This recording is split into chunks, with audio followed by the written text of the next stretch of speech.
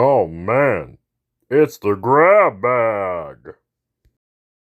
You know, I've been planning this video for a while, and because I had so many video games, movies, other things, just so much going on, and so many reviews to catch up on, and a couple Dr. Mafuzbu videos to make, this video has gotten pushed back and back and back.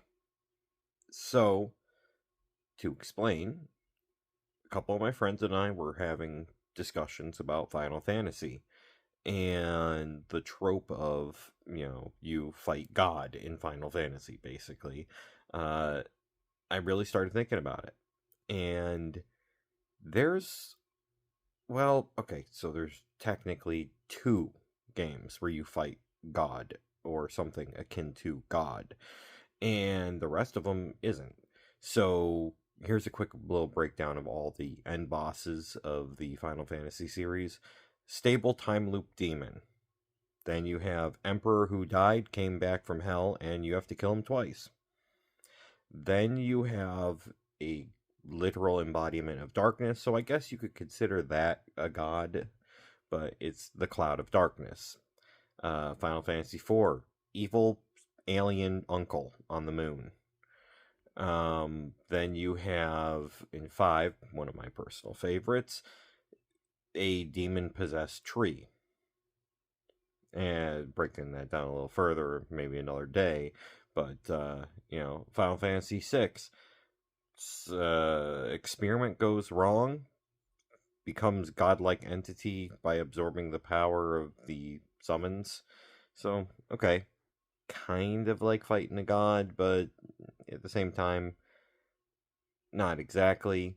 Final Fantasy VII, a guy with mommy issues who absorbed massive amounts of energy and is trying to become a god. Um, Final Fantasy VIII, uh, evil sorceress from the future. Final Fantasy IX, the so technically you could break it down as two, but the literal embodiment of death itself, but that may or may not have actually been real. And of course, fighting your evil, essentially, brother. And Final Fantasy X, this is the one that we were talking a lot about. And this is the one that people tend to think of when they think you're fighting God. Because in Final Fantasy X, there is a religion that's set up that worships this guy as a god. And now I'm going to jump in, now that I spent so long to get to Final Fantasy X. You Yevon, or simply Yevon. The story in this game, there's parts of this that is absolutely incredible. 1,000 or so years before Final Fantasy X, there is a war between Zanarkand and some other nations that has basically technology versus wizardry.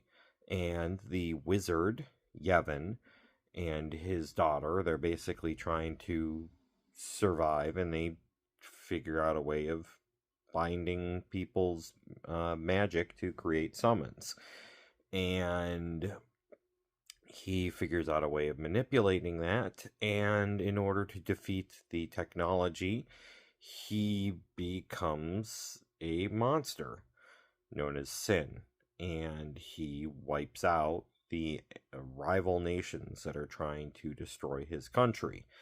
But in doing so, he has bound himself to this creature he created, and he keeps coming back from the dead anytime it's defeated.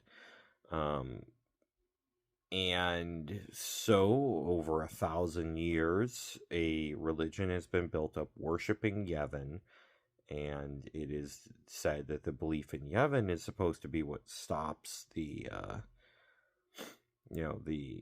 creation of Sin, but Sin keeps coming back. Then you have the final summoning ritual, and it's, to me, Final Fantasy X's got a lot of parts that are really good and parts that kind of fall apart. Um, most of this lore you have to really try to get to, because in the game, all you really know is that Sin was created by Yevon, and his daughter basically tricks summoners to use the final Aeon to kill Sin, and then Yevon takes over the new final Aeon, becoming Sin again, and the cycle just repeats ad nauseum forever. And it isn't until the summons begin to get weary of the cycle that they are stuck in that they basically have a daydream, and their daydream is got this magical power poured into it, and it comes to life. And the first time they attempted this was when they created Jet.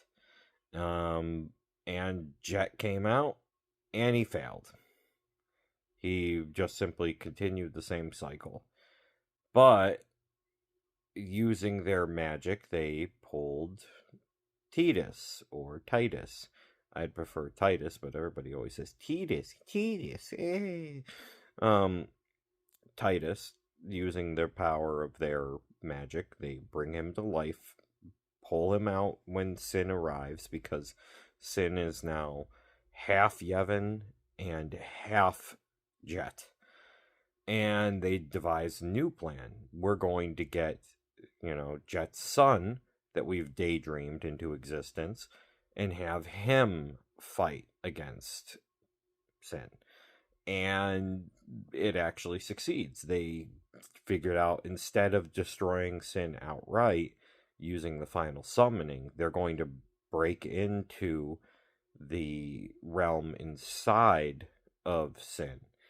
And that's what's important, because inside of Sin is this whole huge realm that has been created to house and protect Yevon, who is the disembodied spirit, essentially, of that wizard from 1,000 years ago. And he has taken over this giant, monster again. You have to defeat Jet first. And then Sin comes out because... Well, not Sin. Yevon comes out because he needed a new body, but there is nothing for him to go into. So you have to defeat Yevon. And once you defeat Yevon, Sin evaporates, and then, of course, Titus is not needed anymore, so the magic releases, so he fades out of existence, because his job was to free the summons.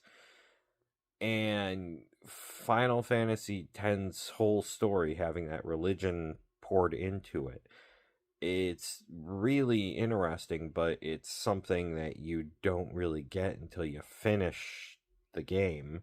And even then, you're kind of left going like, okay, what? So you have to go through all the extended materials. You get more information about the war when you're playing Final Fantasy X-2. Even that isn't exactly tons of stuff, but the interesting point is that in order to protect Zanarkand from this technology, they created a monster who wound up destroying the entire world, and Zanarkand is also in ruins, and it's been 1,000 years. So it, to me, was a lot of fun, piecing the story together, and it's the one where I feel like it is the closest to the You Fight God, because in the story, literally, Yevon is considered God because of the religion that was set up, and of course that whole religion being fake and everything else, because the people in charge are all basically ghosts. Their whole thing was to just keep the cycle going over and over and over again. So it's very interesting, but it's very hard to piece your mind around all the details unless you're reading all the extended material.